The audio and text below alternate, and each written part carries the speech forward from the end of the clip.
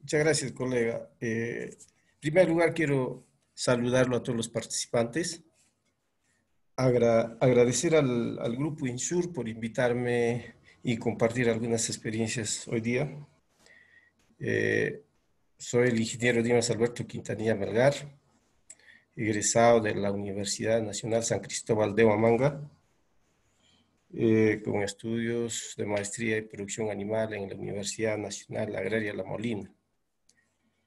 Tengo algunas experiencias como haber trabajado en el Ministerio de Agricultura por un espacio de 9 años, del 97 al 2005, en la que participé en un proyecto de desarrollo ganadero, ¿no? Con instalación de pastos en más de 2.000 hectáreas durante la ejecución del proyecto y una instalación también de cultivo de avena en más de 4.000 hectáreas.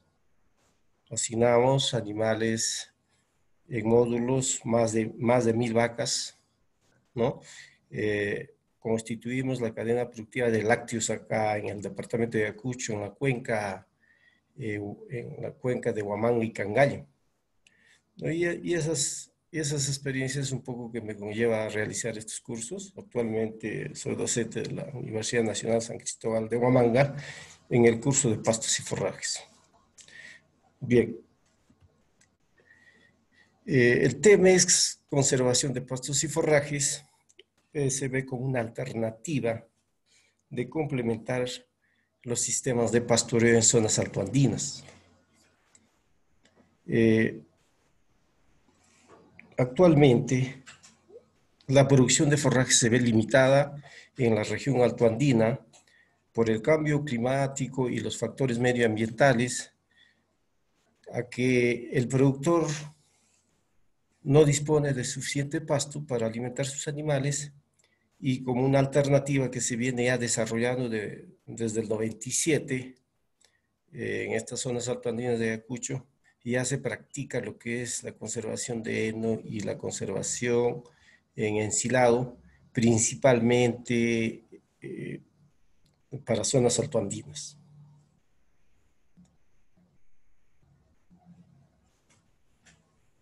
Eh, Como pueden observar en las imágenes, tenemos animales en desnutrición que ocasiona pérdidas económicas al productor con bajos rendimientos productivos. Una alternativa de un poco superar estas situaciones difíciles de alimentación es el establecimiento de la avena como forraje para su conservación. La avena es un cultivo muy versátil y adaptado a las zonas altoandinas, incluso como cultivo de secano. Eh, Se adapta muy bien hasta sobre los 4.000 metros sobre el nivel del mar, a unos pisos ecológicos de 3.700 a 4.000. Tiene buenos rendimientos que podemos alcanzar en función a la calidad del suelo, el manejo con fertilizantes, etcétera, de 60 a 80 toneladas de producción en materia verde, ¿no? Y como este cultivo es muy excelente en la zona altoandina, y también podemos referirnos del maíz forrajero en las zonas bajas, en los pisos bajos, ¿no? A nivel de costa, a nivel de selva, etcétera. El maíz forrajero es otro excelente cultivo para poder conservar, principalmente el maíz en ensilado. Eh, Conservación de forrajes obedece a una planificación, a un análisis, ¿no?, de un perfil alimentario de cada productor. Cada productor debe hacer su análisis de oferta y demanda de forrajes. Eh, en las zonas altoandinas contamos eh, con dos estaciones bien definidas, como es la época lluviosa y la época seca. En la época lluviosa tenemos abundante pasto y como excedente podemos aprovechar para poder conservar los excedentes. Pero en la época seca tenemos déficit de pastos. Por tanto, obedece una planificación, ¿no?, de reserva forrajera para producir en la época lluviosa y cubrir este déficit en la época seca. De tal modo, nosotros contamos con una oferta de forraje permanente para un número de animales, ¿no? La que se tiene que calcular la demanda de forrajes por día, por mes y por año. Y de tal modo tengo una línea horizontal. Bien, el objetivo de conservar forrajes es mantener en equilibrio la oferta y demanda de forrajes de acuerdo al perfil alimentario y propósito del productor. Va a ser para mantenimiento, para producción de leche, para engorde, etc. Como un alimento complementario. Disponer alimentos de buen valor nutricional a bajo costo, con cosechas oportunas. Mantener la producción uniforme durante el año, ya dije, en carne, leche, lana, etc. A bajo costo, con recursos propios de la zona. El heno. ¿Qué es el heno, no? Un concepto que todo el mundo ya lo conocemos. Es el forraje verde sometido a una deshidratación por acción del sol y el aire, hasta obtener una humedad estable en el forraje de 15 a 20%.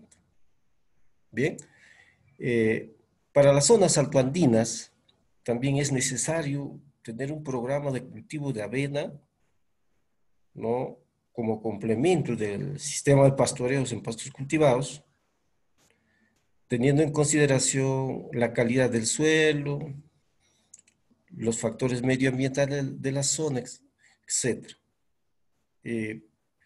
Para la región de Ayacucho, ¿no?, o la cuenca Huamanga-Cangallo, cuenca ganadera Huamanga-Cangallo, o Cachi Alto, así se le llama, ya tenemos establecidos las fechas de establecimiento de la avena con varias finalidades.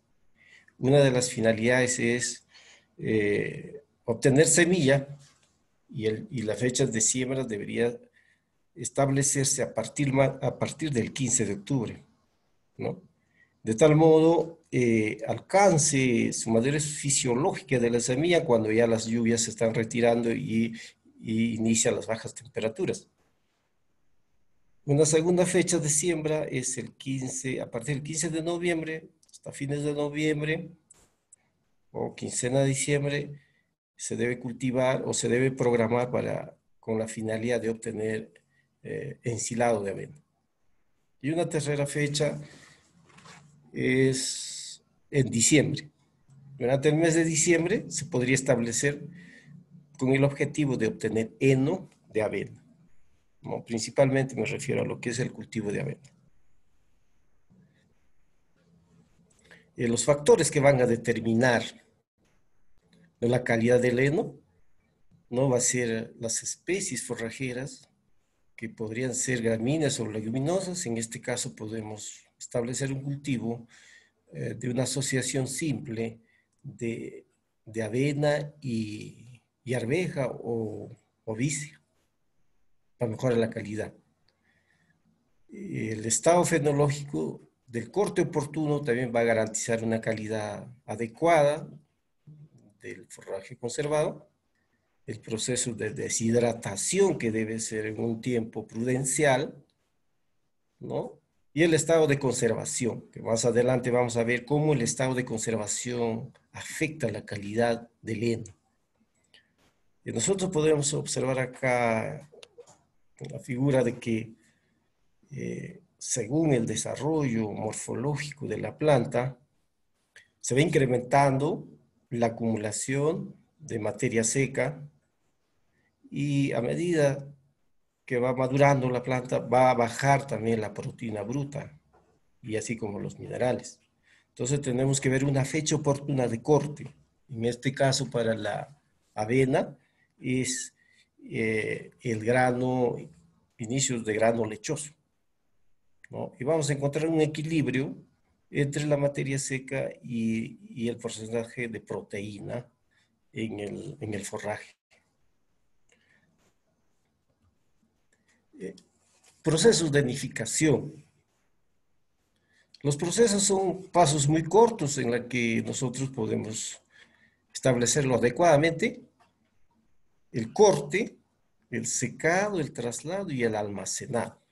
El corte, secado, traslado y almacenado. Ese es el proceso en sí del heno. El momento oportuno del corte, ya dije, inicios parabenes, inicios de empanojado, grano lechoso. Se puede hacer también de cebada y de alfalfa. Es un excelente heno que se podría obtener en zonas bajas, de zonas altoandinas, valles interandinos, o también en zonas intermedias, porque hay alfalfares también que se adaptan muy bien sobre los 4.000 metros sobre el nivel del mar. Son alfalfares que tienen una dormancia de 4, ¿no? Y la única limitación del cultivo de la alfalfa es la acidez del suelo, ¿no? La alfalfa es un cultivo que requiere suelos que tengan un pH de 6 a 7, desde 5.8 hasta un pH de 8, es tolerante a suelos alcalinos. Es una de las limitaciones de la alfalfa, porque de adaptación no hay problema, ya tenemos variedades adaptadas a zonas altoandinas. En pastos asociados también podríamos ensilar trébol rojo, trébol blanco, raigras, el falaris, también es un cultivo muy rústico que se adapta a zonas altoandinas de, de factores climáticos severos, ¿no? Y así como la vicia.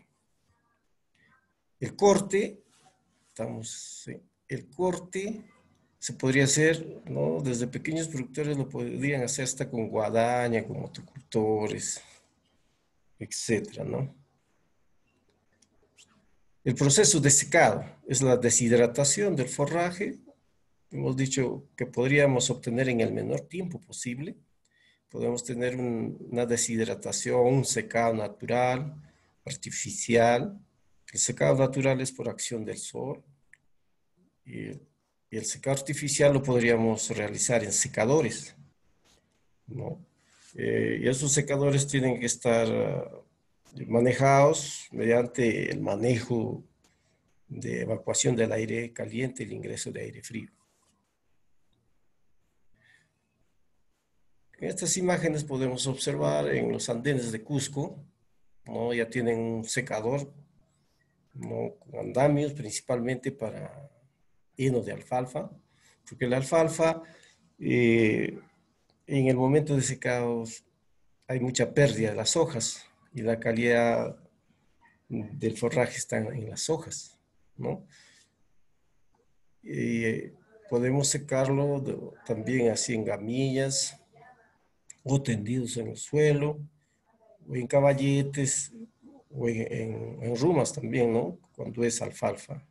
Después de un oreo adecuado, ya uno puede estar formando rumas a fin de evitar el desprendimiento de las hojas. El enfardado, ¿no? Anteriormente no se disponía de equipos para poder enfardar, pero ahora actualmente ya en la cuenca alta de Cacachi ya hay maquinaria para poder enfardar el heno, ¿no? Y tener pacas de 16, 20 kilos, generalmente, que se maneja con la sierra, ¿no? Y antiguamente se está utilizando enfardadoras artesanales para pequeños productores, ¿no? Entonces el enfardado nos va a dar una facilidad de trasladar el heno, de comercializar, va a ocupar menos espacio, ¿no? Tiene ciertas ventajas.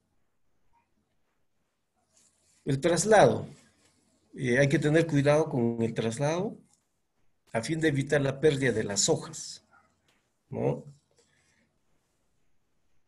y se puede de diferentes formas trasladar al ENIL, donde se va a conservar, o almacenamiento, ¿no? Eh, Pequeños productores de la cuenca Cachi, ¿no? Ellos establecen algunos eniles de tal modo que les abarate los costos, ¿no?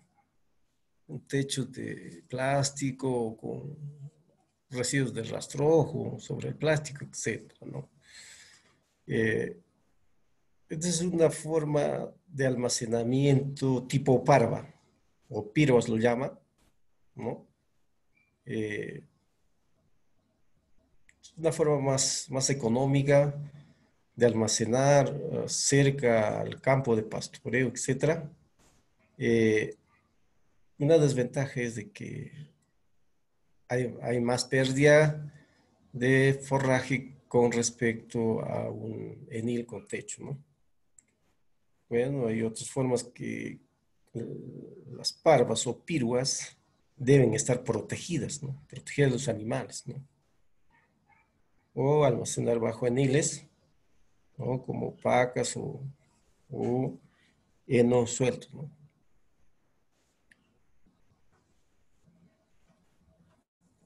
Características del heno de buena calidad, ¿no? Cuando nosotros queremos evaluar el heno, tenemos que remitirnos a algunas características.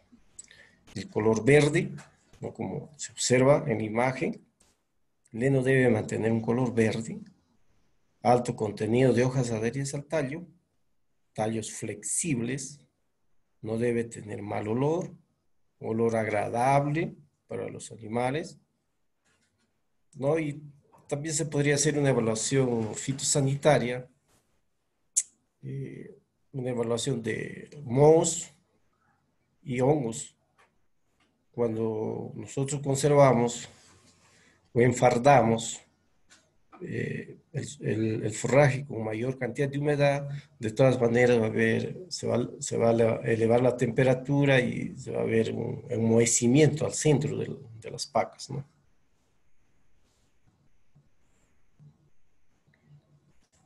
Esta es la evaluación física visual que nosotros estamos observando, ¿no? Si observamos la comparación de un heno de buena calidad y de mala calidad, ¿no? Más adelante vamos a ver el valor nutricional del heno, cómo es afectado por la acción fotoquímica del sol. Y hay otros factores también que bajan la calidad del heno. Podemos observar unos fardos que prácticamente han perdido su calidad, es como una paja, considerada como una paja, ¿no? Bien. En esta diapositiva podemos observar el valor nutricional de la avena en diferentes estados fenológicos, ¿no? Donde observamos en estado de embuchado, se ha obtenido 18.7% de proteína. En panoja, recién emergida, 11.6, floración completa, 8.8, y así va bajando en función a la madurez del pasto, ¿no? Va bajando el valor proteico. Lo que nos interesa a nosotros dentro de la alimentación animal, obtener alimentos de buen valor proteico. Según el reporte del ProLeche, un proyecto ejecutado en la cuenca alta de acá de la región Ayacucho, podemos observar otros valores, ¿no? Estos en verde y en seco, sobre todo el nivel proteico en verde es 2.6 y en seco, en heno, 8.2. Entonces ya nos vamos a estar haciendo una idea de que nosotros debemos obtener un heno de avena o, o un heno de alfalfa, pero que tengan condiciones nutricionales que estén en un rango ¿no? Que certifique una buena calidad del heno. Algunos reportes, ¿no? Que tengo acá, estoy a la mano y para poder presentarles. Mamani, por ejemplo, en Puno, tiene una calidad de un heno de 7,99% de proteína, ¿no? Y otros estudios también han demostrado de que la calidad de heno va de 7 a 11% de proteína cruda. Todo esto está en función a la fenología del pasto, ¿no? Y al proceso, ¿no? Y al proceso de elaboración. Y a las especies que podrían estar asociadas, gramíneas con leguminosas. Tapia también reporta valores de 7,77 a 9,37% de proteína cruda, y Niapuno también está dentro de esos rangos. Entonces ya nos podemos hacer una idea de que un heno debería tener mínimo 7 a 9% de proteína. Valores proteicos de alfalfa en sus diversas formas de uso, ¿no? La alfalfa está considerada como la reina de los forrajes, muy excelente en su calidad y en su producción con respecto a otros pastos.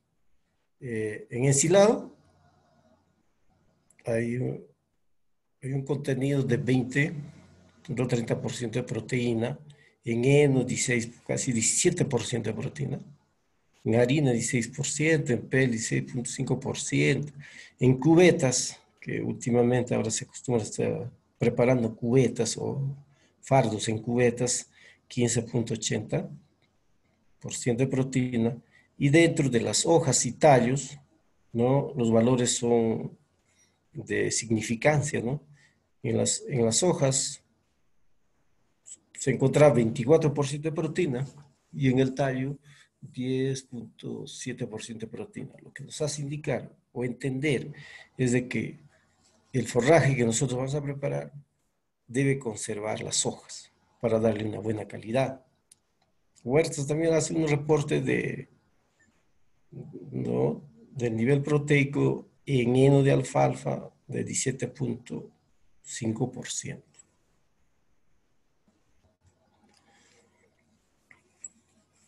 Bien, yo les decía de que si vamos a establecer un programa complementario de conservación de forrajes por unidades ganaderas o por otros ganaderos, lo que nosotros siempre debemos ser cuidadosos en su conservación de su calidad del forraje, ¿no? Con ligeras pérdidas con respecto a un forraje verde.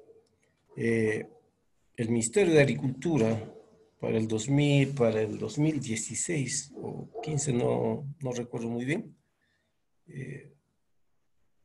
solicitó el abastecimiento de heno de avena en pacas, valor de 2 millones acá en la región de Ayacucho.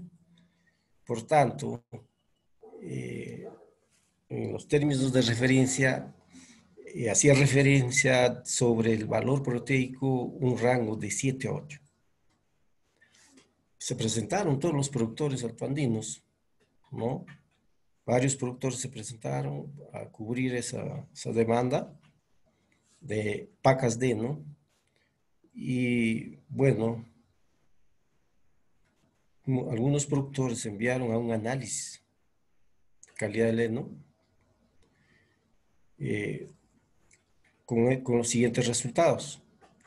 Para una zona 2, la cuenca alta de Ayacucho, reporta un nivel proteico de 5,63%. Para otra zona, dentro de la misma cuenca, ¿no? Reporta de 3,45% de proteína. Y una tercera zona hace un reporte de 2,59% de proteína. Prácticamente este ya no es considerado como heno, sino como paja, ¿no? O sea, los productores iban a abastecer paja, no heno. Entonces, lo que todavía nos falta a nuestros productores, hacer un manejo adecuado desde el cultivo, todo el proceso de nidificación y el estado de conservación, ¿no?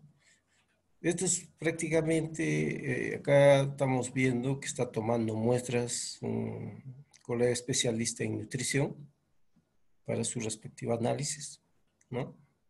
Y han sido estos resultados reportados, ¿no?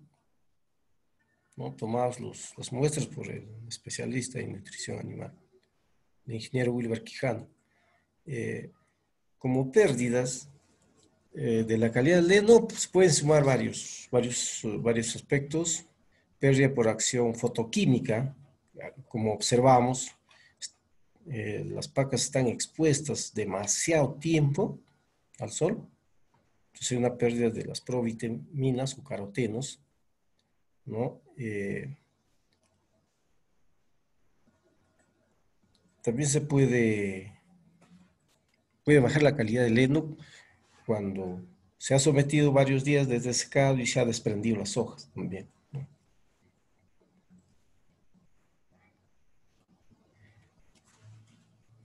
Podemos observar en esta diapositiva la pérdida de calidad del heno por acción fotoquímica, ¿no? Bien, eh, si observamos en esta línea horizontal, eh, en el eje horizontal, el tiempo en horas de exposición al campo del forraje, ¿no? Y las pérdidas que pueden ocasionar, ¿no? Porcentaje de pérdidas, generalmente la obtención de un buen heno o de un buen secado en el campo es de 3 a 4 días, lo que significa tenerlo expuesto entre 40 a 50 horas, ¿no? En este rango vamos a tener, hay pérdidas, pero no significativas, ¿no? Y el forraje va a estar en mejores condiciones nutricionales con respecto a más tiempo de exposición al sol. Estas pérdidas, las pérdidas en sí se van iniciando desde el corte. Pérdidas por respiración, pérdidas mecánicas físicas, pérdidas por lavado de precipitaciones, ¿no?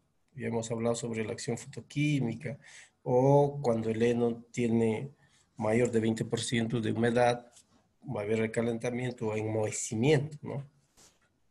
Esos son algunos aspectos que va a bajar la calidad del heno. El suministro es para todos los rumiantes, equinos, etcétera, ¿no? El heno también es un factor importante para desarrollar el rumen de los terneros, ¿no? Pero hay que darle un heno fino, y el heno fino nosotros lo llamamos al heno de un pasto asociado de tréboles y raygrass, ¿no? Entonces, y es muy adecuado para el desarrollo del rumen de los terneros.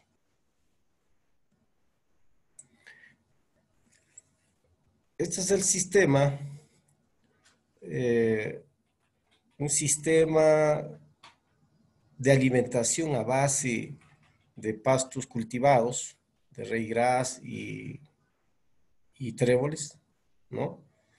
Como base nutricional de los pequeños ganaderos de leche en la cuenca Cachi, ¿no? Donde se va a hacer pastoreo directo y complementado con heno de avena o ensilado de avena, más bloques multinutricionales o suplementos minerales, ¿no? Este sistema que un productor podría establecer, ¿no? Durante todo el año va a garantizar una adecuada producción para un techo de producción de 10 a 12 litros de leche, tranquilamente, sin problema, ¿no?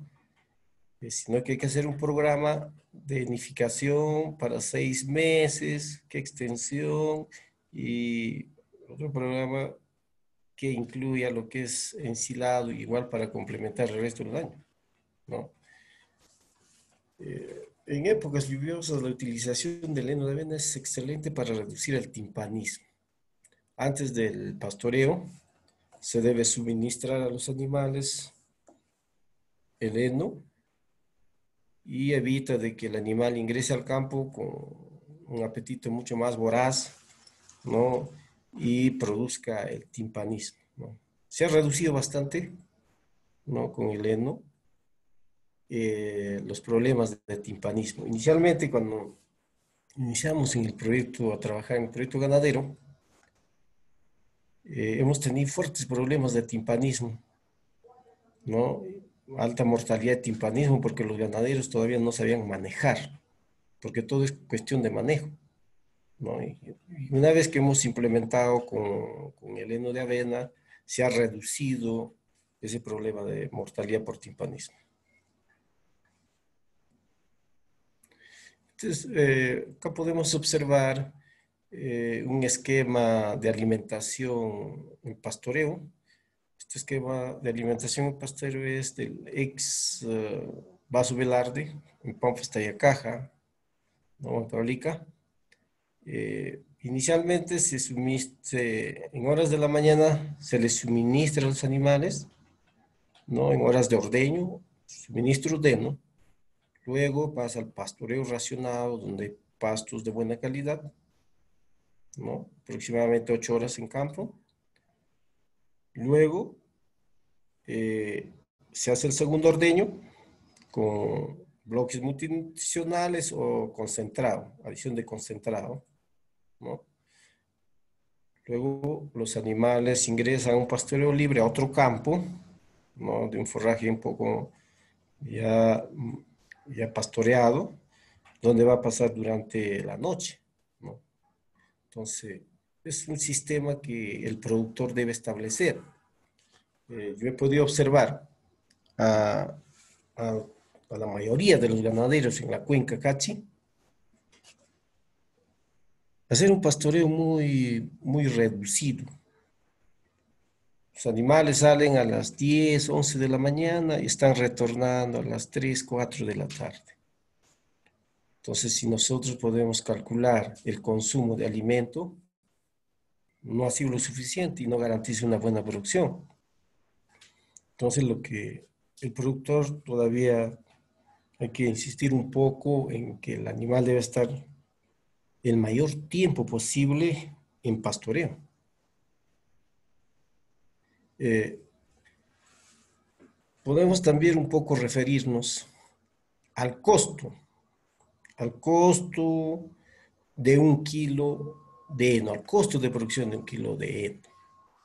Estamos refiriendo al costo de un kilo de heno de avena para un rendimiento de 45 toneladas de forraje verde, una materia seca de 12,6 toneladas, ¿no? Todas las actividades de conservación que asciende a una suma de 1.170 el costo, proceso de nidificación, el costo de instalación de una hectárea de avena está estimada en 1.500, pero esto va a variar en función a los terrenos que hayan estado con cultivos de papa anteriormente, ¿no? Que la mayoría de los productores estilan sembrar después de cosechar la papa el heno y ahí se reduce todo incluso el costo.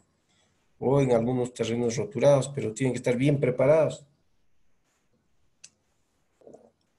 Una de las debilidades que he observado en el productor, ¿no? Es la mala preparación del suelo, ¿no?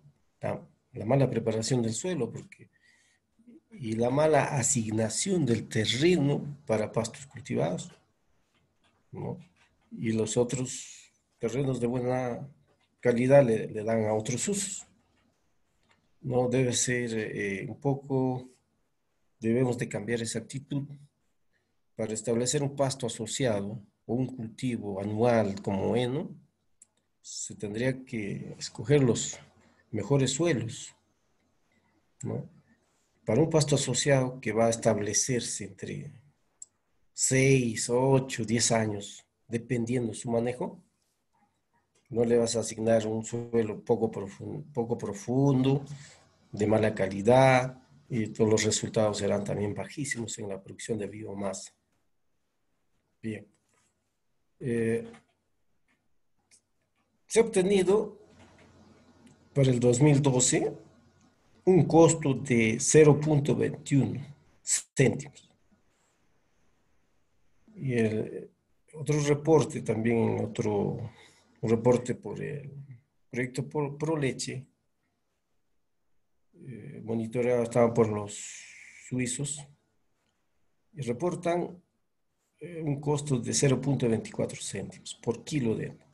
Entonces, ¿qué nos hace ver esto? Nos hace ver de que preparar heno es sumamente barato, ¿no? Si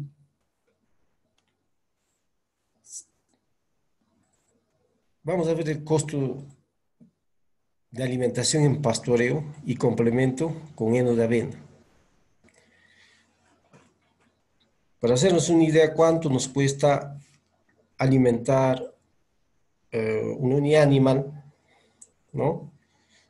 En una producción de 12 a 14 litros, que tranquilamente nos garantiza un pasto asociado, complementado con heno de avena, nos garantiza una producción de 12 a 14 litros, ¿no? Se ha estado observando, claro, 16, 18 litros en la primera curva de producción de leche, ¿no? Requerimiento de consumo, tenemos que darle un 3% de materia seca con respecto a su peso vivo, porque son animales en producción.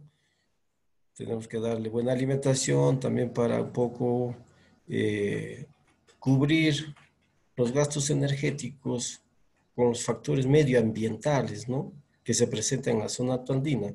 Este 3% equivale a 13,5% de materia seca que debería consumir el animal. Bien.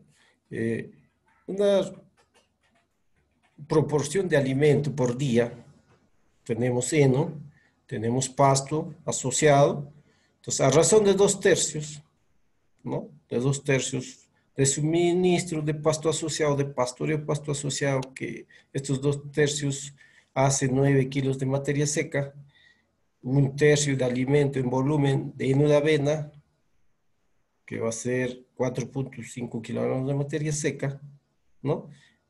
Va a cubrir los 13,5% de materia seca para una unidad animal, ¿no?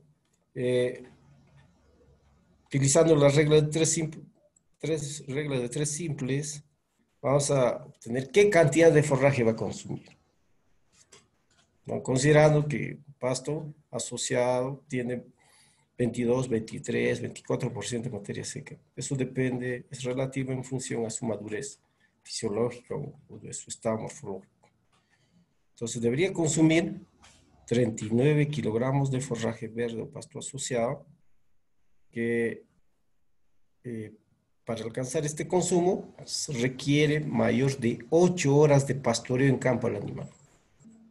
Mayor de 8 horas.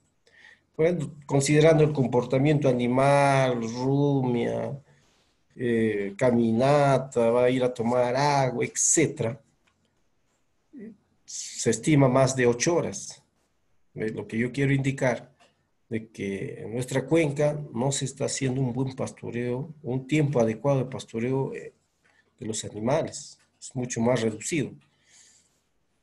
Y como consumo de heno en sí, para asignarlo por día, cuando vuelven los animales del pastoreo al corral, entonces se le puede asignar 5 a 5,3 kilogramos de heno.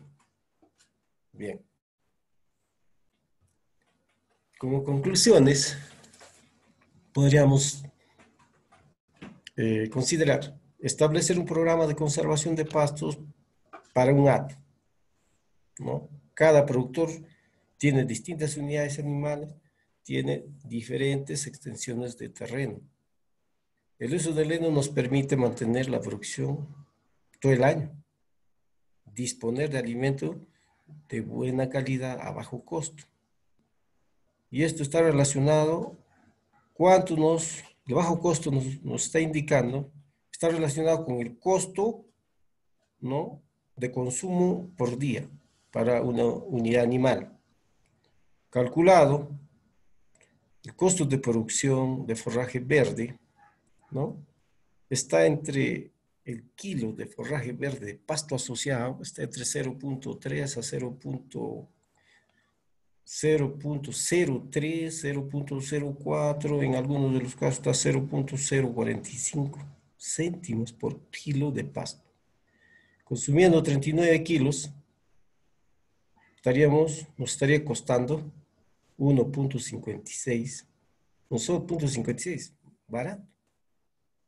Porque instalar pasto significa economía al productor por su perennidad y por su producción y calidad de forraje, etc., ¿no? Entonces, estos costos se han determinado con todos los rubros considerados, ¿no? Instalación, costos de manejo o mantenimiento del pasto, desde limpieza de canales, desiervo, fertilización de mantenimiento, depreciación de una hectárea, todo considerado nos resulta esta cantidad, es sumamente económico. El complemento común, su requerimiento de consumo era 5.3 kilogramos por día, y el costo ya indicado que hemos estado viendo más anteriores, 25 céntimos, sale 1.32. Lo que significa alimentar una vaca de 12 a 14 litros de leche, 2.3 soles, vamos a poner un costo de 3 soles, ¿no? ¿A cómo se vende? La leche, el litro de leche se vende casi actualmente a un sol 20. Esa es la diferencia acá en Ayacucho con respecto a los costos de venta de las cuencas de Cajamarca, Arequipa, ¿no? Ahí los costos son mucho menos, ¿no? La venta de leche. Asumiendo de que este 2.84, ¿no?, cubre el 70% del costo de producción, ¿no?, y el 30% son los otros rubros. Asumiendo esos 30% de los otros rubros, nos estaría costando una ración de 4 soles por unidad animal, para un rendimiento de 12 o 10 litros de leche. Es rentable. Bien, es sumamente rentable, ¿no? Esto es un poco para reflexionar, y lo que yo quisiera indicarles es de que sí debemos de preparar un heno de buena calidad. Eh, la otra forma de conservación de pastos es referido a lo que es el ensilado. Es otra forma de conservación de pasto, ¿no? Que generalmente en valles o costa se utiliza el maíz forrajero, eh, en grano inicio de chocleado, ¿no? O también se puede utilizar el maíz después de haber cosechado un grano lechoso para llevar al mercado, ¿no? Y todo lo que ha quedado del forraje se podría utilizar y se podría enificar. Hay buenas experiencias en Huancayo sobre el uso del maíz amiláceo, y no, después de haber comercializado el choclo, el resto lo convierten en ensilado. El ensilado, bueno, es la conservación del pasto bajo un nivel anaeróbico, ¿no? Gracias a la fermentación láctica de los microorganismos benéficos, se logra reducir el pH y se logra estabilizar la reacción dentro del ensilado.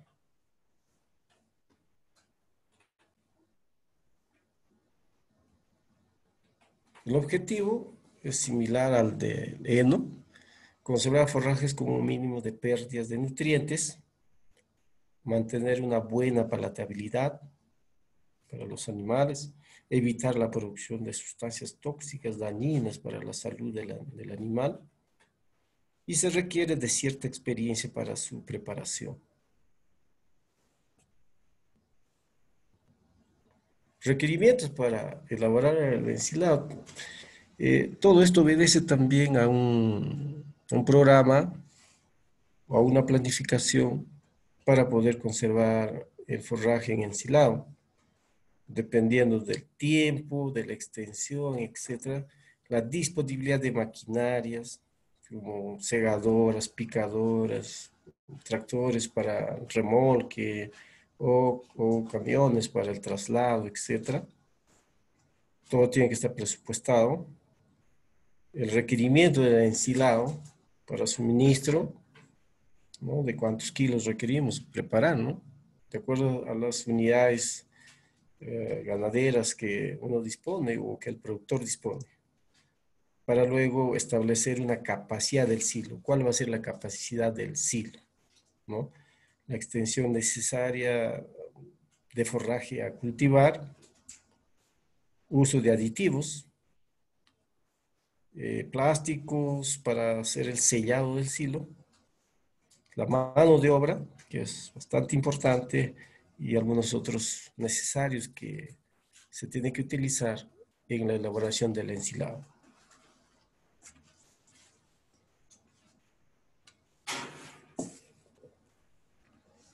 Este es el proceso también. Acá ustedes pueden observar las imágenes.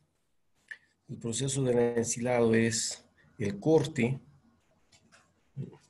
Puede ser un corte aparte, puede ser un corte no combinado, corte y picado.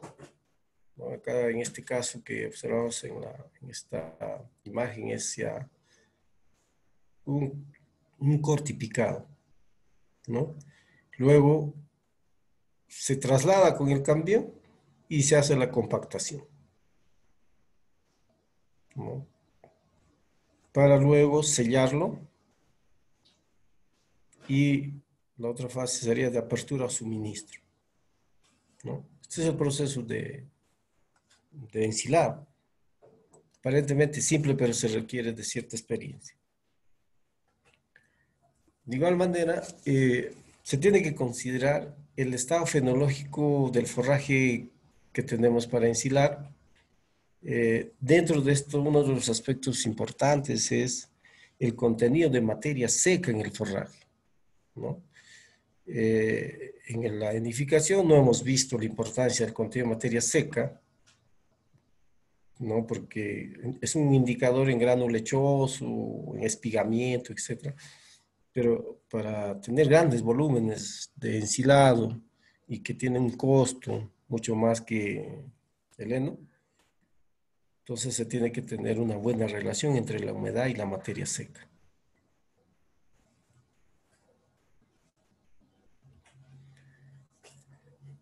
El contenido de materia seca para un ensilado directo está considerado entre 25 a 30% de materia seca en el forraje.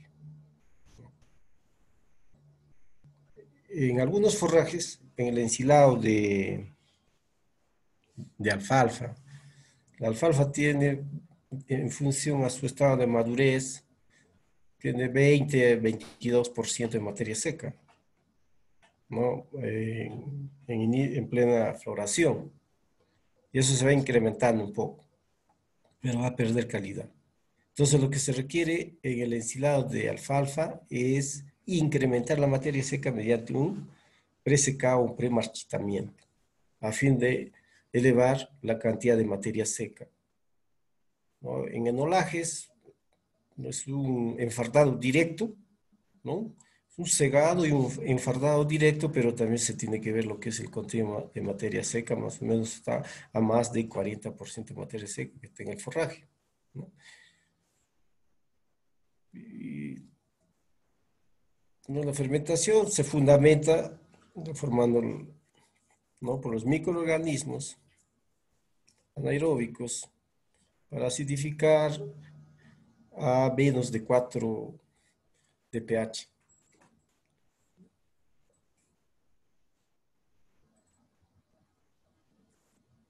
Bueno, esto era para un poco indicarles también el proceso de cambios morfológicos o fenológicos de la planta, ¿no? Que antes del inicio de la floración, las plantas tienen menos materia orgánica, más proteínas, son más digestibles. A medida que va madurando la planta, eso se va reduciendo la proteína, se va incrementando la materia seca y se va reduciendo, es decir, la digestibilidad. El tamaño de picado es otro de los aspectos importantes en la elaboración de heno.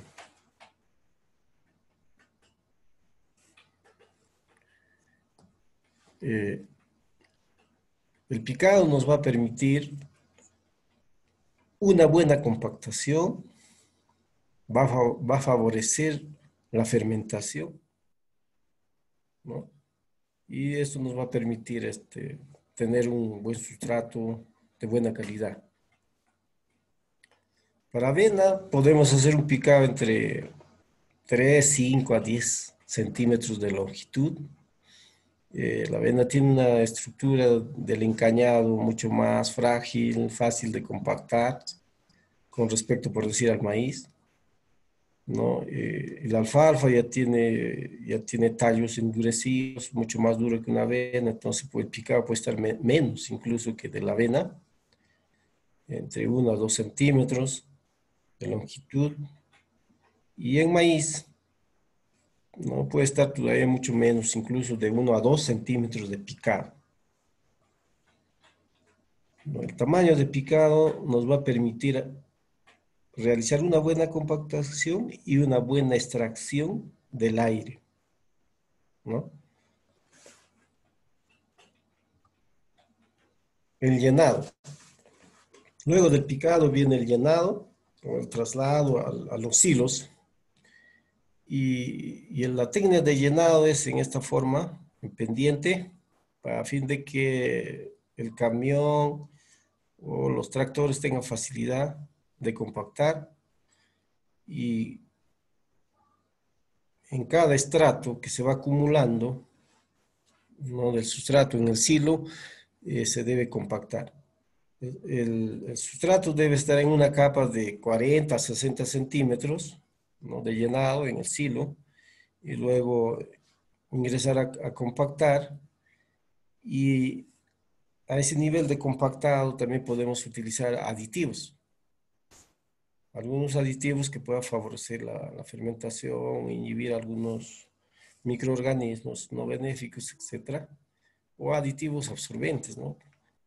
Eh, bien, entonces el llenado es por capas.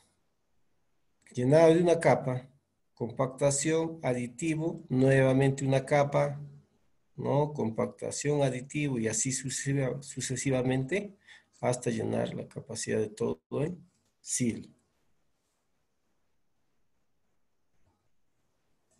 Como aditivos, no, es mejorar la preservación del ensilado y evitar las pérdidas, ¿no? Eh, Podemos tener aditivos estimulantes de fermentación, biológicos. Dentro de los biológicos están consideradas las bacterias, las enzimas. También como estimulante de la fermentación tenemos la melaza o el lactosuero, también se usa acá en el campo, ¿no? El suero después de haber elaborado el queso, ¿no? Dentro de los biológicos podemos encontrar algunas bacterias homofermentativas o heterofermentativas, ¿no? Que va a utilizar los carbohidratos solubles para formar ácido láctico. Los inhibidores de fermentación, también tenemos algunos productos como la sal, es un preservante, ácido fórmico, propiónico, sulfúrico, etc., ¿no? Y como sustrato energéticos o absorbentes, cuando contamos nosotros con un material o un forraje que tiene menos de 25% de humedad, perdón, menos de 25% de materia seca, ¿no? Podríamos utilizar para regular la humedad un grano de maíz molido, cebada o heno de avena, mezclar en las capas, etcétera, para poder regular la relación entre la humedad y la materia seca, ¿no? Y garantizar el proceso de fermentación. el sellado.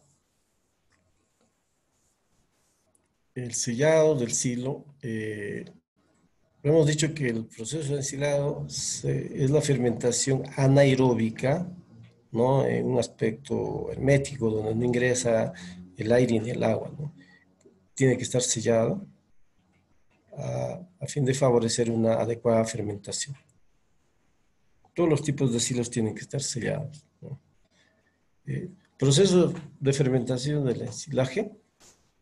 Eso ocurre ya una vez de haber sellado, ya ocurre el proceso de fermentación. Los carbohidratos solubles, ¿no? Los azúcares se van a convertir en ácido láctico. Inicialmente hay una fermentación primaria, con pocas pérdidas, ¿no? Luego los lactobacilos, que son bacterias benéficas, van a producir un ácido fuerte de ácido láctico. Todo esto ocurre cuando las condiciones son favorables. Una de ellas, ¿qué es? Tener una adecuada humedad o adecuada materia seca, ¿no? Una buena extracción del aire, un buen picado. Y la fermentación secundaria podría ocasionar altas pérdidas cuando no hay esas condiciones. Entonces, ¿qué estaríamos haciendo? Nuestro objetivo no es obtener ácido butírico, nuestro objetivo es obtener ácido láctico, ¿no? Y si el forraje va a tener alta humedad, entonces estaríamos obteniendo ácido butírico, no producido por Clostridium y otros microorganismos no benéficos. Cuando hice una supervisión de ensilado en la cuenca Cachi, he observado de que todavía nuestros productores para aquel entonces no estaban bien preparados y en vez de producir un ensilado estaban produciendo un compost, ¿no? Un compost que se había perdido totalmente el forraje.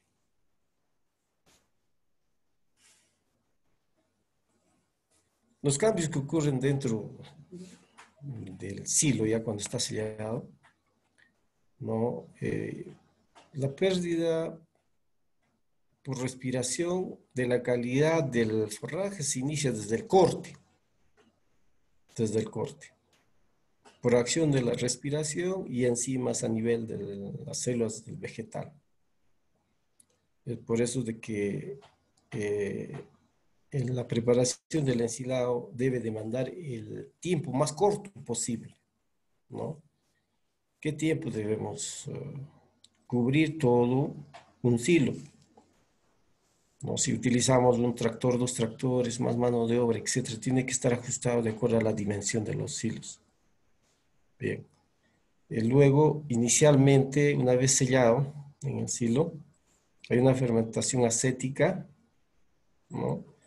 La fermentación acética se da por algunos microorganismos que se desarrollan a un pH, ¿no? del forraje en sí, entre 6, 5, de 5 a 6 de pH se pueden desarrollar, ¿no? La producción de ácido acético, ¿no? Pero según que va bajando la acidez y se va incrementando la fermentación láctica, ya se deja de producir el ácido acético, que finalmente va a llegar a un dominio de la producción de ácido láctico, bajando el pH, ¿no? Incluso de 3.5 a 4 de pH, ¿no? Donde se va a mantener una fermentación estable, ¿no? Y esto va a alcanzar a partir, cuando está bien preparado, con todas las condiciones adecuadas, la estabilidad de la fermentación al interior del silo se podría alcanzar a partir de los 25 a 30 días, ¿no? Como vuelvo a decir, eso va a depender del grado de compactación, ¿no? De la extracción del aire, ¿no? Y del contenido de materia seca en el sustrato.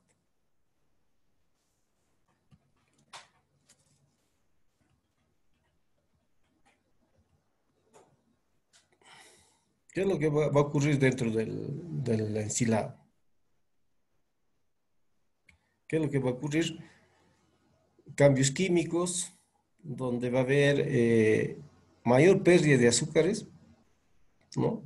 Y esos carbohidratos no estructurales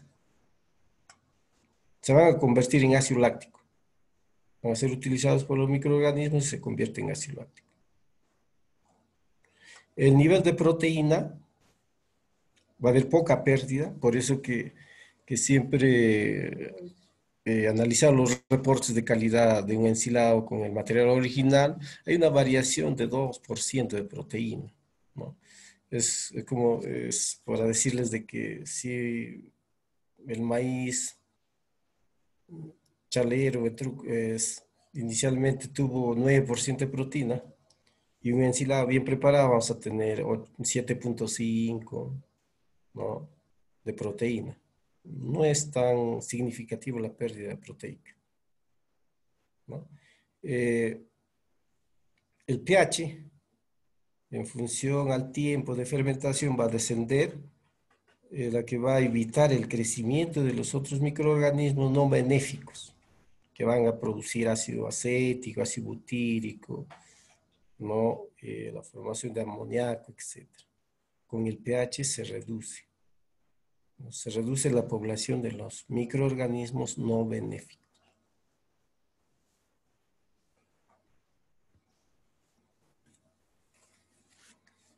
El tiempo de exposición, el tiempo de exposición del sustrato, eh, una vez abierto, también debe ser controlado, ¿no? Expuesto máximo puede estar entre 5 a 6 días y seguir avanzando el consumo. Una vez de que ya se suministra el sustrato a los animales, se ha abierto el ensilado, entonces el oxígeno puede penetrarse hasta 1 metro de profundidad. No puede penetrarse. Entonces, al penetrarse el oxígeno en esta parte ya va a favorecer al crecimiento de otros microorganismos no benéficos. Incluso se va a perder la calidad, se va a ir perdiendo la calidad del ensilado. Se debe calcular qué cantidad de corte del ensilado debemos realizar todos los días en función a la cantidad de animales que uno dispone, ¿no?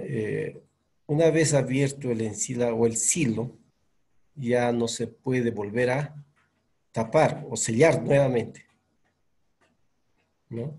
Porque ya ha quedado el oxígeno, ha introducido, ha quedado dentro del sustrato y ya va a iniciar a crecer la población de los microorganismos no benéficos. Bien, suministro, acá en la cuenca alta se está abasteciendo entre 10 a 20 kilos de ensilado por unidad ganadera, ¿no?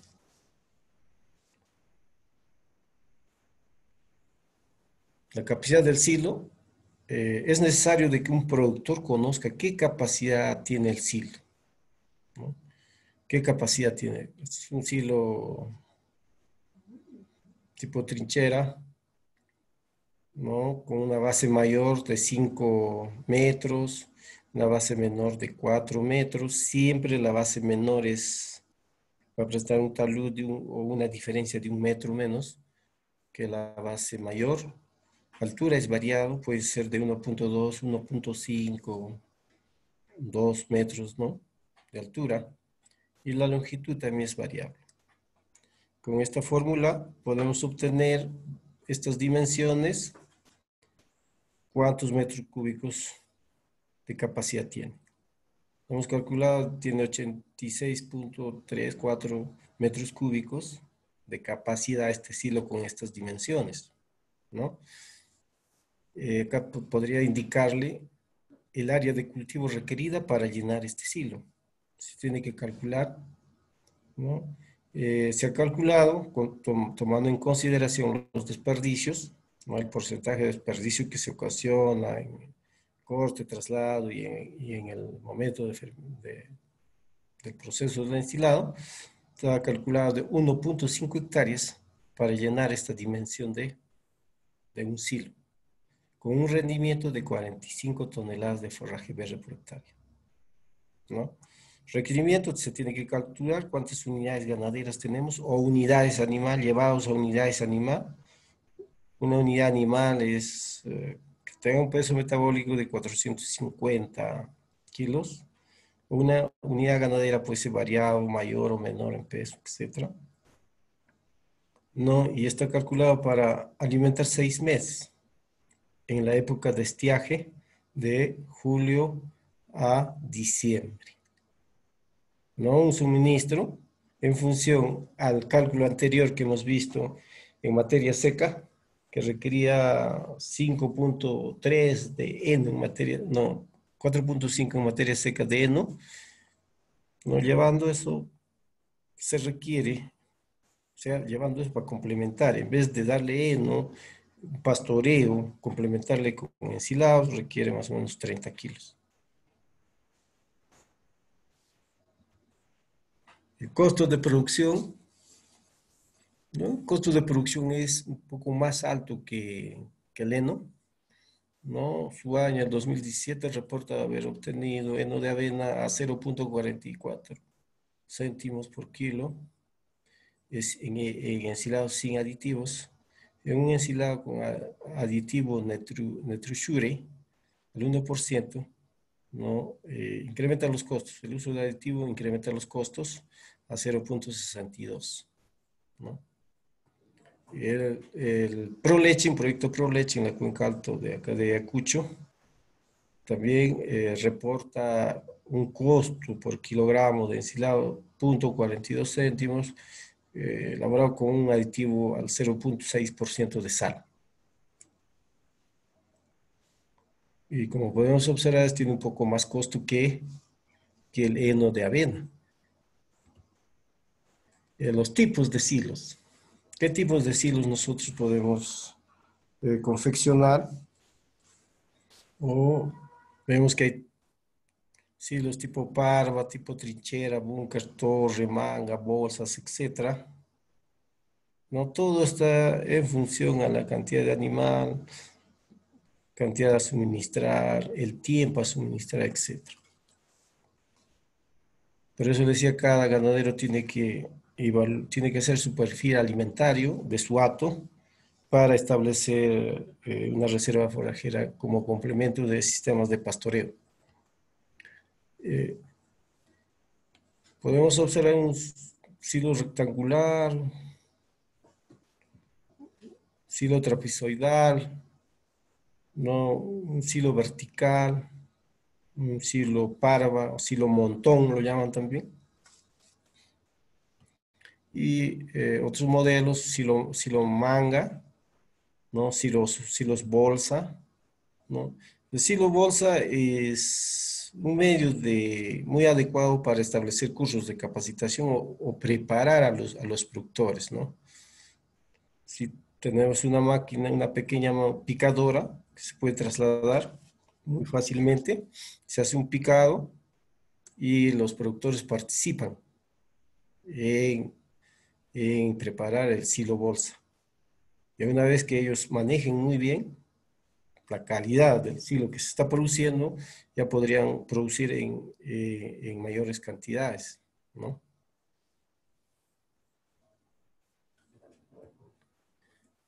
La evaluación del ensilado es importante. ¿Qué tipo de alimentos o ensilado estamos produciendo, ¿no? De acuerdo al establecido por Bernal, en 2000, tenemos color, olor y textura. Ahí clasificado como silos excelentes, buenos, regular y malo. Naturalmente, por el color, el malo va a tener un color oscuro, marrón, en olor desagradable, ¿no? Olor a compost. Textura jabonosa, pegajosa, ¿no? Entonces, Esta calidad de ensilado producido no se le debe suministrar a los animales porque va a afectar la salud y incluso podría hasta contaminar la leche, ¿no? Por las esporas de algunos microorganismos que han ocasionado esta mala calidad de silo. Ahí podemos observar en estas imágenes la calidad de un buen silo, ¿no? Este es un silo de soya, ¿no? Con una textura, color adecuado. Esto es un un ensilado de maíz, ¿no? Que muestra buena calidad y garantiza, ¿no?, una buena alimentación y la salud del animal. Ensilados de mala calidad, no, no haber manejado adecuadamente el contenido de materia seca, entonces al productor le va a ocasionar pérdidas, ¿no?, por esta mala calidad del ensilado, y si es que va a suministrar a los animales va a generar problemas en los animales. Los mohos, también podemos ver, esto es un silo de mala calidad, ¿no? Esto es un silo bolsa, ¿no? Estas moteaduras de hongos, no es producido por hongos, mohos de hongos, y los hongos se desarrollan donde hay espacio de oxígeno.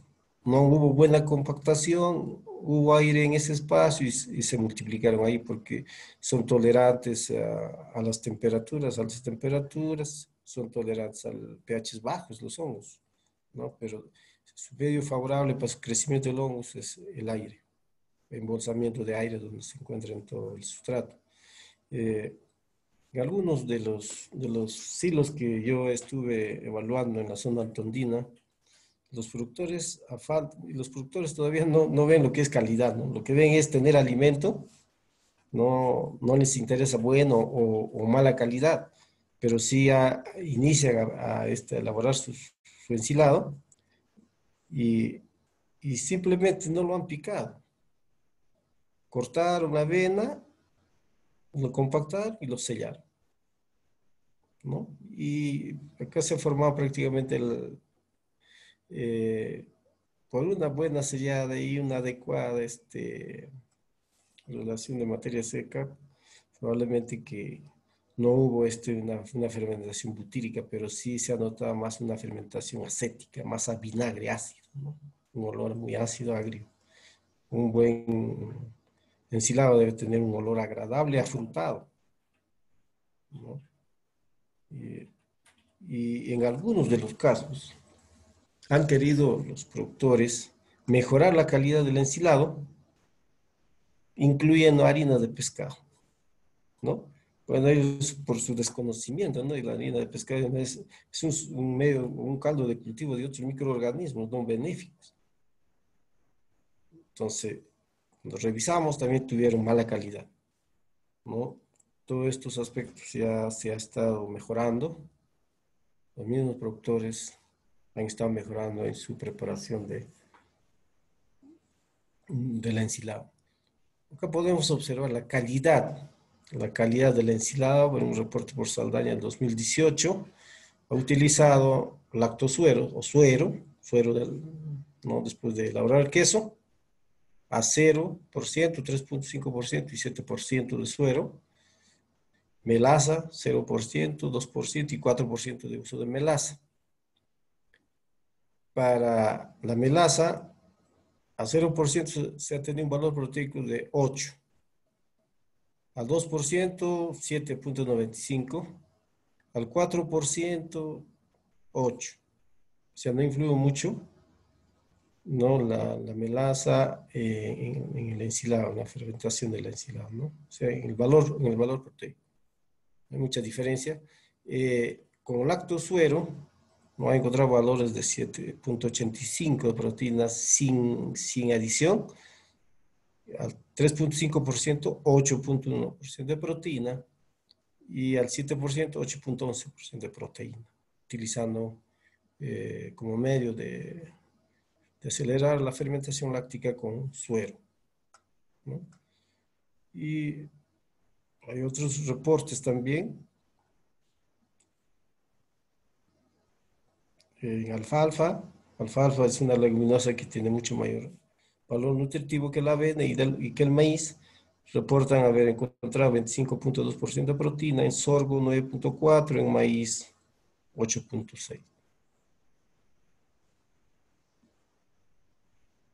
Bien, en resumen, lo que vamos a ver, lo que es un proceso de ensilaje, ¿no? Las técnicas de cada ensilado está sujeto del ensilado.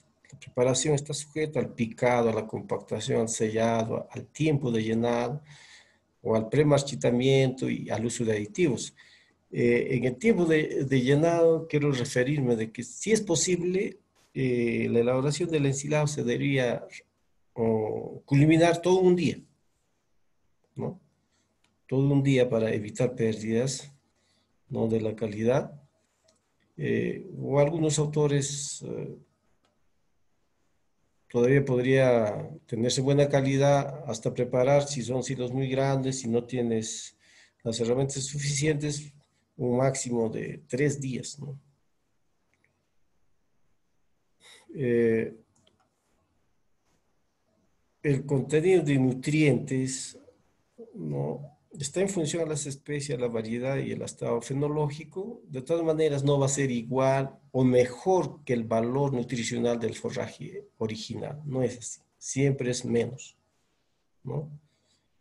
Eh, Podrías mejorar la calidad nutricional de un ensilado de avena incluyéndole alfalfa. Es otra cosa, ¿no? Pero si es alfalfa solo o avena solo, no hay medio de superar el valor nutricional original del forraje verde, ¿no? El activo de fermentación, los carbohidratos solubles que puede disponer el forraje, ¿no? La capacidad buffer o del pH que debe estar menos de 4 y el contenido de humedad y materia seca, ¿no? Eh, Estamos acá, les estoy mostrando un heno versus un ensilado.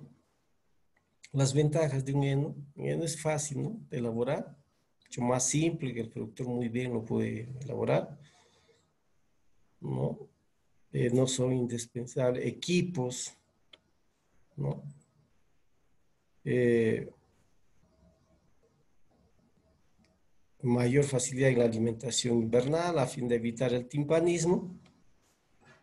El heno puede ser fácilmente transportado o vendido cuando está enfardados en pacas y se tiene relativa ventaja con respecto al ensilado. Por el año 2014, nosotros nos hemos puesto a abastecer pacas a un proyecto, y en el proyecto se había considerado el costo de 20 soles por paca, ¿no? Cuando uno hace un buen heno, podría ser de alfalfa o de avena, en este caso refiriéndome a la avena, con un costo de 30 céntimos.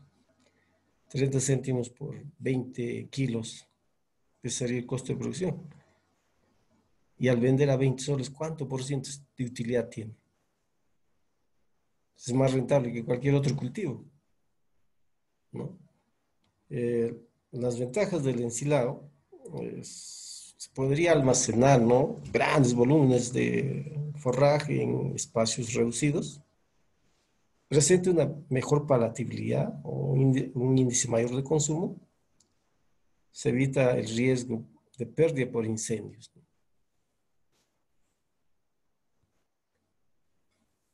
Bueno, esto es un silo que tiene la universidad. A falta de equipo, nosotros lo llenamos en más de una semana.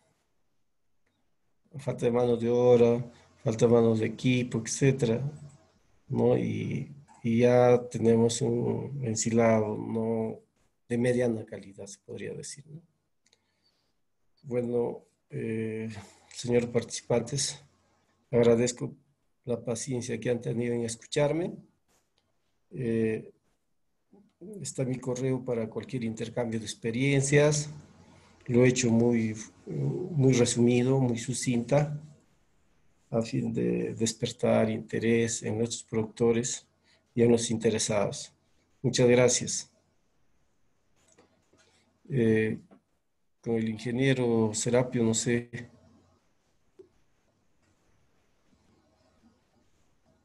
Ingeniero Serapio. Ok, ingeniero, sí, ahora, a ver si vamos a pasar. Entonces estaremos ¿Qué ya tal? Ahora sí, ingeniero. en Entonces, preguntas. bueno, a ver, vamos a pasar a un foro de preguntas, ingeniero, a ver si alguien podría levantar la manito y preguntar directamente para activarle el audio.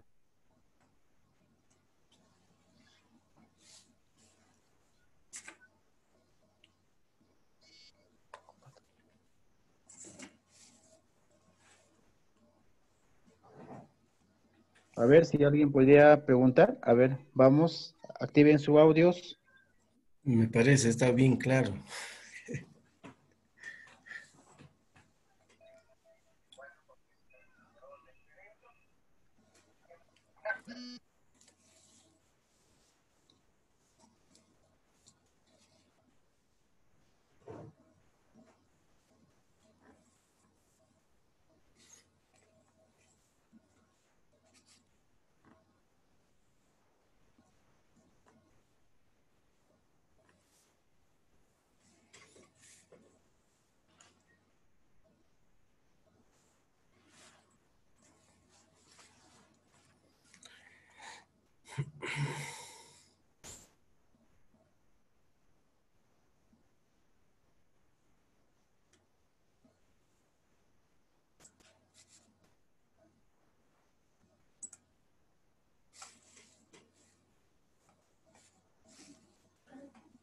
A ver, hay unas, justamente hoy día ha levantado la manito. A ver, un participante, Wilbur Carrillo. Vamos a ponerle, vamos a activar el audio. A ver, un ratito, me espera. No se vayan, no se vayan, no se vayan. A ver, con Wilber. Wilber, buenas noches. Ingeniero, buenas noches. ¿Qué tal? Ahora siga su pregunta, por Ya, favor. bueno, ante todo, buenas noches, ¿no? Muy buena la exposición. Yo quisiera preguntar lo que es el ensilado, ¿no? Los tipos de ensilado, lo que se hace, el tipo búnker, ¿en qué consiste ¿no? el ensilado en tipo búnker? Esa sería mi pregunta, ingeniero. Bien, bueno, hemos indicado de que los silos, ¿no? El silo, ¿no? El silo tipo búnker es un silo rectangular que está sobre el suelo. O sea, son estructuras que se pueden construir sobre el suelo. O sea, Es, como un túnel, podría no, decirse. no, no, no. Es sobre el suelo, libre, con paredes muy consistentes de material de cemento, ¿no? Y tienes mayor facilidad de suministrar los alimentos, etcétera, ¿no? Y el tipo trinchera es semisubterráneo, ¿no? Es semisubterráneo, ¿no? El búnker es un silo casi rectangular, ¿no? Superficial, rectangular. Y el semisubterráneo es tipo trinchera, ¿no? Es trapezoidal, ¿no? Es formas de silo que se puede hacer, ¿no?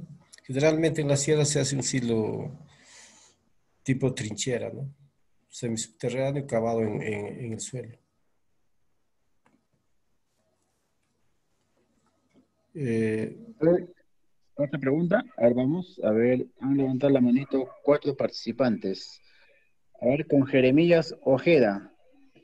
Ya pasamos, de un momento vamos a pasar al tema de las preguntas. Vamos a copiar también del Facebook, lo que han podido comentar en breves minutos. A ver, con Wilber Ojeda. No, no, mejor dicho, con Jeremías Ojeda.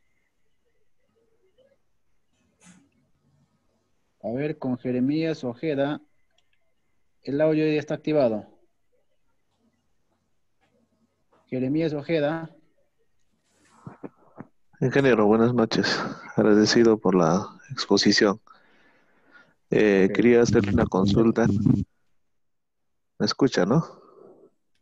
Sí, Sí, adelante sí, nomás. claro. Sí, quería hacer una consulta en cuanto al ensilado de avena y cebada.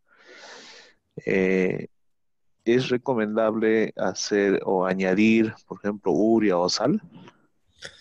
Allá en los aditivos me pasé muy rápido. Eh, Casi en todos los procesos de ensilado se usa aditivos a fin de garantizar una fermentación láctea, ¿no? O sea, los aditivos que estimulan la fermentación láctica, por decir, es la melaza. Siempre se ha usado melaza, siempre se está usando melaza, ¿no? Y como preservante se ha estado haciendo uso de sal, al 1%, ¿no? Para 100 kilos, 1 kilo de sal. Algunos han estado utilizando hasta el 5% de sal. En melaza se hace uso aproximado en promedio, podría decir, 10 al 5% de melaza. Y la melaza se tiene que diluir, como es un material más denso, se tiene que diluir con agua tibia, ¿no? Y utilizar, no la melaza.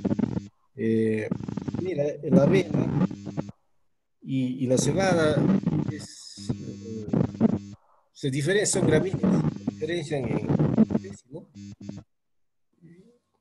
Y es igual prepararlo, ¿no? Si es que uno dispone de cebada, porque la cebada incluso es mucho más precoz que la avena, ¿no? Eh, Vamos a obtener en menos tiempo el producto para ensilar, ¿no? Como vuelvo a decir, está en función del grado de compactación, ¿no? La extracción del aire y el sellado, ¿no? No sé si satisface su respuesta, amigo. A ver, otra pregunta, a ver, vamos a activar la manito. A ver, a Rodrigo Santiago, a ver, con Rodrigo Santiago, buenas noches. Muy buenas noches, ¿me escuchan? Sí, Sí, sí. sí te estamos escuchando, amigo. Muy buenas noches, ingeniero. Antes de todo, agradecer al Grupo Insur y agradecerle a usted por compartir todo lo que ha compartido hoy día respecto a conservación de pastos. Mi pregunta es la siguiente. Denantes habló acerca de añadir aditivos, ¿no? Justamente mencionó la harina de pescado, que no es recomendable. Quería saber qué deberíamos añadir en el caso de que el productor tenga intención de añadir algo para mejorar de repente el valor nutricional del ensilado. ¿Qué es recomendable añadir? Y la otra pregunta que tenía es respecto a la melaza. Normalmente al momento de trabajar en campo, yo he sido de usar melaza justamente para la elaboración de ensilado, pero usted mostró un cuadro en el que se nota, ¿no? Claramente que la melaza no le añade ni un valor nutricional al ensilado. Entonces, no es recomendable el uso o necesariamente tendríamos que usarlo. Ahora, No, hay es- otro tema también. Bueno, primero responda a mí, le respondo todas mis dudas, le hago llegar todas mis dudas, por favor, ingeniero. mira, tu primera pregunta fue con los aditivos, ¿no? Sí, Eh, aditivos, ajá, ya, recomendables y cuáles no. los aditivos, eh, ya decía que se dividen en tres aspectos. Uno, activadores de la fermentación, otros preservantes y otros mejorador de la humedad o absorbentes, ¿no? Para mejorar la materia seca. Si queremos mejorar calidad, yo les había indicado ya, para un ensilado de avena y queremos mejorarle la calidad, entonces tendremos que incluirlo alfalfa. Y si vas a incluir alfalfa, le estás mejorando la calidad de todo el ensilado, ¿no? Ahora, si te referías a la melaza con el lactosuero, es que el lactosuero tiene en su composición no solo, la melaza es energético, no tiene otros compuestos, es energético netamente. Como es energético, la melaza va a contribuir a la multiplicación de los ácidos, de las bacterias benéficas, a la multiplicación de las bacterias benéficas para alcanzar en menor tiempo el ácido láctico. Lo que nosotros queremos echar un aditivo es para acelerar, en este caso, con la melaza, la multiplicación de los lactobacilos benéficos y obtener en menos tiempo un ácido láctico y al obtener el ácido láctico hemos dicho que va a bajar el pH y ese pH va a evitar de que se multipliquen los otros microorganismos no benéficos. Bien, entonces, si el suero ha contribuido en tener mayor, ¿no? mayor valor proteico, es porque ha contribuido con minerales y grasa que tiene el suero hacia los microorganismos. ¿Ve? Entonces, ¿qué ha sucedido? Los microorganismos empezaron también a utilizar el suero, ¿no? Y reducir menos el factor proteico del sustrato. ¿No? O sea, no se ha visto una reducción del sustrato, porque hay una pérdida, hemos visto en un cuadro que sí se pierde el nivel de proteína, pero ha sido menor la pérdida de proteína con suero, ¿no? Sí, otra pregunta. ¿Y cuál es la cantidad de suero láctico que se usa normalmente por metro cúbico, por decirlo así? Ya, y si hablamos de porcentaje, está entre 3 a 5, hasta 7% de uso, ¿no? 7 litros por 100 kilos, ¿no? Pero tenemos que ver también el estado de la materia seca del sustrato. No vaya a ser que el sustrato vaya a tener menos de 25% de materia seca y vamos a agregar un líquido mayor, entonces vamos a inducir a que va a haber pérdidas por efluentes y se va a desarrollar otros microorganismos, ¿no? Eso tiene que tener relación con la materia seca. Ya en melaza, vuelvo a decir de que está en 3 a 5% en el uso de melaza. En sal está 1.5% de sal. Y en urea está 1%. Se recomienda hacer uso de 1%. Es adición de nitrógeno no proteico al sustrato. Quienes se benefician son los microorganismos y eso va a favorecer al crecimiento microbial dentro del silo, ¿no? Todo esto respecto a 100 kilos, ¿no? De Sí, 3 a sí, cuando 5%. hablamos de porcentaje está respecto a 100 kilos. Ya. El otro, ingeniero, de repente para cerrar. Siempre el productor tiende a añadir los rastrojos que tiene, ¿no? De cultivos de haba, de quinoa. A veces ellos mismos sugieren esto. Desean picarlo para añadirlo al silo, ¿no? ¿Es recomendable y en qué cantidades? Porque siempre me dicen, ¿no? Tienen rastrojo, digamos, de haba o de quinoa y desean añadirlo, ¿no? Para justamente darle más valor nutricional. No sé si sea recomendable, pero me gustaría escuchar su respuesta, ingeniero. Claro, si está adecuadamente picado, se puede adicionar porque el de haba tiene mayor valor nutricional que la avena, ¿no? El rastrojo de haba está sobre 14% de proteína, ¿no? 12, 14%. Si está bien picado y el productor ya se ha dado cuenta de que con menos porcentaje de materia seca saca un ensilado de mala calidad. Entonces, lo que él está previendo es incluir absorbentes de humedad. De tal modo también va a ocurrir una fermentación y le va a darle mejor calidad porque toda leguminosa tiene mayor valor nutricional que las gramíneas. No, sí es posible, por eso cuando les decía, mira, que yo quiero preparar un ensilado de avena y quiero mejorar la calidad, tendré que incluirle ciertas capas de alfalfa, ¿no? Y ya estoy mejorando la calidad, ¿no? Al incluir algunos absorbentes en un ensilado debería estar más o menos entre 5 al 8%, ¿no? Algunos incluso han estado utilizando 10%.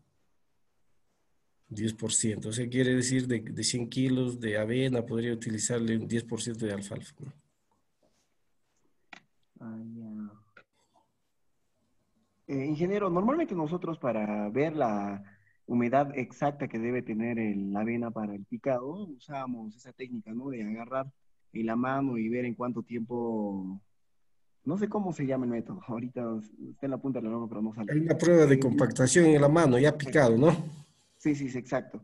Cuando, En algunos casos, experiencia propia, hay productores, ¿no? Que de inmediatamente de terminar de cegar de cegar el cultivo de avena, lo pican. No he tenido problemas, pero quiero escuchar su apreciación respecto. Es la última pregunta. ¿Es recomendable, o sea, cegar el cultivo y inmediatamente picarlo? Porque imagino que la cantidad de humedad es mayor. sí, mira, cuando la avena está en grano pastoso, el grano pastoso de la avena es cuando ya se está formando el cariópside, ¿no? De la misma avena. Y cuando tú sacas el cariópside y tú vas a querer partir, entonces se va a notar que ese grano está en pasta, así como la miga del pan. Eso es el estado de grano pastoso. A ese estado de grano pastoso, la avena ya está entre 28 y 30% de materia seca. Y cortas y directamente haces el picado y directamente haces el sellado, todo el proceso. Entonces, lo que estás haciendo es que perder menos valores nutricionales, ¿no? Del forraje al elaborarlo inmediatamente, pero con un adecuado contenido de materia seca. Ahora se hace un presecado cuando la avena está en grano lechoso, ¿no? Grano lechoso está con 20-25% de materia seca. A ese estado sí tenemos que hacerle un presecado, ¿no? Para subir la materia seca, ¿ya? Y para tener una fermentación adecuada, ¿no? Bien, sí es posible, ¿no? Cosechar, picar y prepararlo y sellarlo. Bien, Ok, ingeniero. Entonces pasamos al tema del foro de preguntas que he copiado del Facebook. Ahí también hay preguntas. ya, muy bien. Eh, el tiempo, dice, después de cada tiempo, ¿de qué tiempo ya se le puede suministrar a los animales? Todo está en función de todo el proceso de preparación, ¿no? El contenido de materia seca, ¿no? Y una buena preparación, tal como hemos estado comentando, a partir de la cuarta semana está listo para alimentar a los animales. O sea, a partir de un mes, en otras palabras. En algunos casos, cuando tiene una materia seca de 35%, que se requiere generalmente en maíz se podría ensilar entre 35 y 30-35% de materia seca, esto va a demorar un proceso un poquito más de un mes, no puede ser hasta 40-45 días. En ese lapso ya está disponible para suministrar a los animales.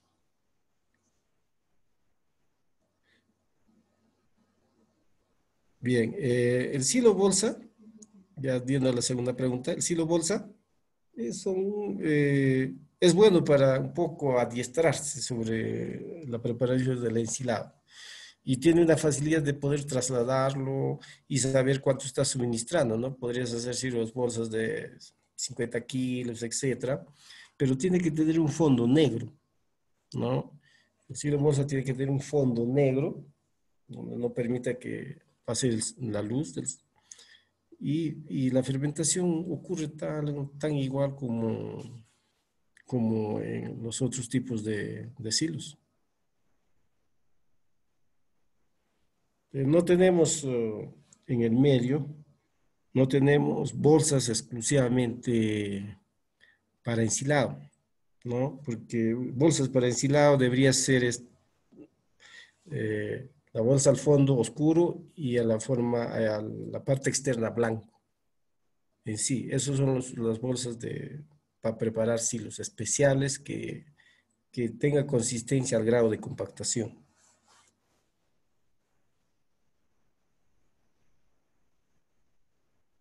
Bien, hemos dicho,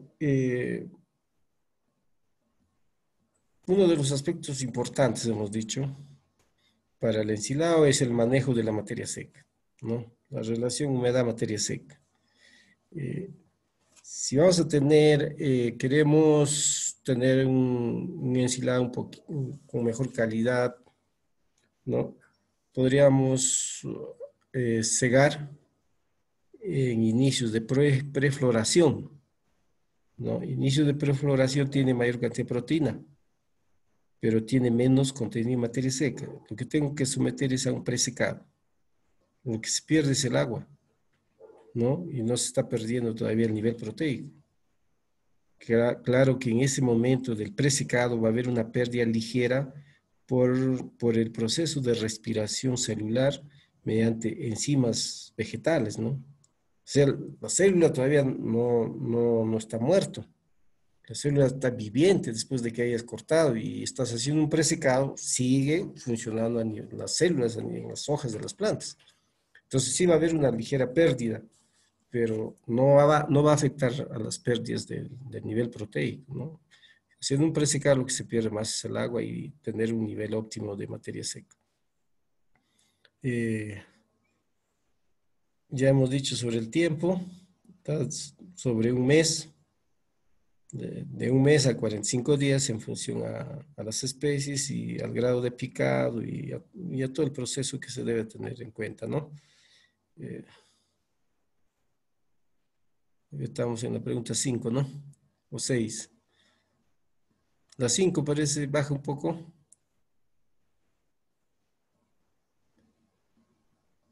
Ya, ya, el consumo. El consumo del ensilado podría ser un poco limitado, ¿no? Generalmente se estila suministrar a los animales entre 20 a 30 kilos del ensilado, ¿no? No puede pasar más del 50% de sus requerimientos en materia seca con respecto a su peso vivo. Eso es lo que se recomienda, ¿no?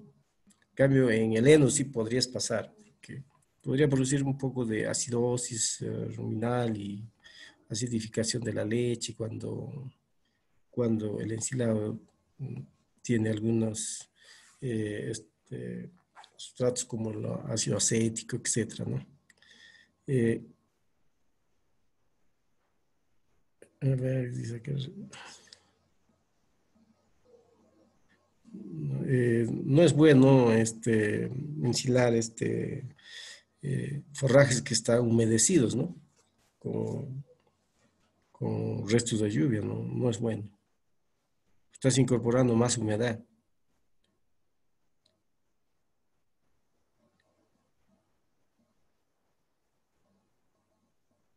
El ensilado se podría realizar sobre 3.000 metros, 4.000 metros, ¿no? Sí es factible realizar, ¿no? En la costa generalmente se hace ensilado de maíz, en zonas altoandinas sobre 3.500, 3.800 se está estableciendo el ensilado de, de avena, ¿no? Y también de la alfalfa 350 es una variedad dormante, ¿no? Como digo, hay que manejar el contenido en materia seca, ¿no? En alfalfa siempre hay que manejar bastante el contenido en materia seca, porque en avena, en un indicador es el grano pastoso, ¿no? Para heno, grano lechoso; para ensilado, grano pastoso. Entonces ahí ya no tienes casi ningún problema, ¿no? Hay buena relación de materia seca con la humedad. Y la alfalfa siempre tiene más humedad que la avena. Entonces se tiene que hacer un presecado, ya les he indicado.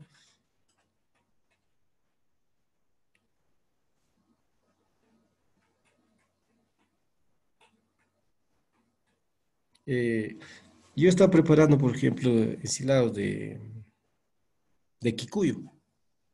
Tiene buena relación de materia seca, así sin presecar, ¿no? Un corte de quicuyo, picado, inmediatamente sellado. en comparación al ensilado de alfalfa. No, no ha generado ningún problema. Por eso es que la alfalfa se tiene que presecar, ¿no? Eh, Podría ser ensilado de otras especies que tienen crecimiento alto. Al inicio he puesto las especies que se pueden ensilar. Puedes tirar festucas, raigras, alfalfa, falaris, ¿no? Cebada, avena, maíz, ¿no? Pues como vuelvo a decirle, un ensilado bueno de maíz va a resultar después de haber cosechado el choclo en leche, ¿no? Entonces, ese forraje está con 30 a 40% de materia seca y es adecuado, ¿no? Someterlo al picado y elaborar un ensilado, ¿no?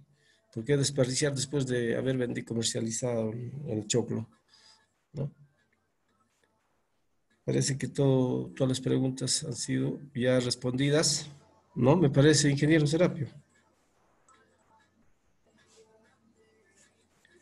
¿O hay todavía más?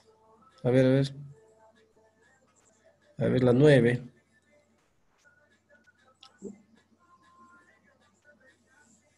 A ver. Mira, un mal en heno casi no hay sustancias tóxicas. Las sustancias tóxicas que puede producir en el heno es cuando el heno se ha estado almacenando con más de 20% de humedad, 22, 25% de humedad. Entonces, por decir, en las pacas o en el almacenamiento del heno, se empieza a recalentarse y hay hongos, a producirse los hongos, hay enmohecimiento. Y todo hongos produce sustancias tóxicas, ¿no? Si eso va a ser, si es abundante, eso va a hacer daño al animal. En, de igual manera, en el ensilado. Un ensilado que está dominado por ácido acético o ácido butírico, ahí están las bacterias, Clostridium, etcétera, son dañinos, ¿no? Producen sustancias tóxicas que hacen daño a los animales. Por eso que no se recomienda cuando un ensilado tiene abundante ácido butírico, ¿no? Está en descomposición ese sustrato, la que no se debe suministrar a los animales, ¿no?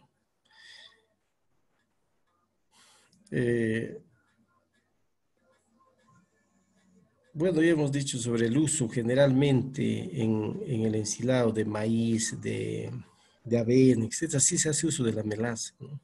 Es un subproducto de la industria azucarera, ¿no? Es nada más energético y eso favorece al crecimiento de los microorganismos, ¿no? Para obtener buenos rendimientos de avena, bueno, hay que fertilizar. Los productores ya saben muy bien utilizar los jaipares después de sembrar papa, ya, instalan avena y sacan buena biomasa, ¿no? Pero cuando yo fui a evaluar el cultivo de avena generalmente en los productores en las zonas altoandinas, su rendimiento de biomasa está entre 25 a 30 toneladas. Para mí es bajísimo, ¿no? Invertir 100, 120 kilos de semilla por una hectárea de avena y para yo obtener esos rendimientos bajos, no me va a ser, mis costos de producción ya no va a ser 25 céntimos, seguro que va a ser más, ¿no? Entonces el costo de producción también está en función al rendimiento del forraje. Entonces es necesario hacer fertilizar para obtener buena producción vegetal, ¿no?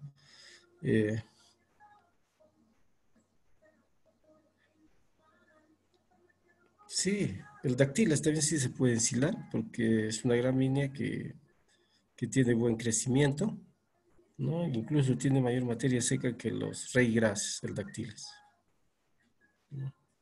Un corte y directo al ensilado, ¿no?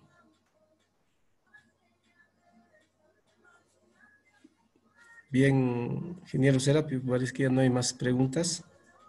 A ver, sí, parece que. Pero Está- hay tres participantes. A ver, como un participante que podía participar en voz. A ver, le voy a habilitar el audio. A ver, para ya finalizar este curso. A ver, vamos a ver dónde está. a Rino Choquecawa. A ver, Rino Choquecawa. Rino Choquecawa, ¿he activado tu audio? Aló, buenas noches. Buenas noches. Y buenas noches, diga usted. Buenas noches, ingeniero, buenas noches, ante todo buenas noches. Buena presentación, le felicito y gracias más bien por enseñarnos un poco más. La pregunta es lo siguiente, ¿qué es lactobacilos y clostridios que he escuchado en la fermentación de ensilado, ingeniero? Ya, gracias. Las bacterias lactobacillus son bacterias benéficas que utilizan los carbohidratos solubles para convertirlo en ácido láctico. Ese ácido láctico tiene un olor agradable, afrutado, ¿no? Y estos lactobacilos podrían ser homofermentativas o heterofermentativas.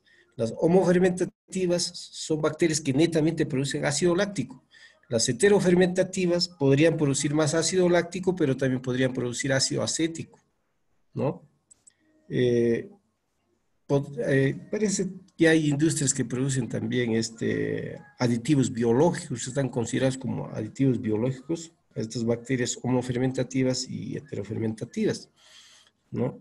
Entonces, lo que nosotros queremos justo, un poco ayudar el crecimiento poblacional con los aditivos de las bacterias benéficas homofermentativas, que generalmente van a producir el ácido láctico. Y hemos dicho que al producir el ácido láctico dentro del silo, baja el nivel de pH, o sea, se vuelve ácido esa solución. Por tanto, los otros microorganismos no pueden multiplicarse, no están en su medio de multiplicación, se ven inhibidas a ir, ¿no? Bien, y después me dijiste los clostridium. El clostridium es una bacteria también. Es otra bacteria que destruye más bien la calidad del ensilado. Hace uso de los carbohidratos, ¿no? Y de las proteínas. Entonces, ¿qué va a formar? Un ácido butírico. Y ese ácido butírico es de un olor no agradable. Entonces, cuando ya vas a ir a un silo y vas a ver que el olor o el fermento del ensilado va a tener un olor desagradable, entonces ha estado presente los Clostridium y otras bacterias. No son para indicar las más representativas de las bacterias, son otras bacterias más que influyen en esto. Es un complejo de microorganismos que está asociado a la fermentación de ácido láctico y otros están asociados a la degradación del sustrato. Bien. Esa ha sido la última pregunta, ¿no, colega?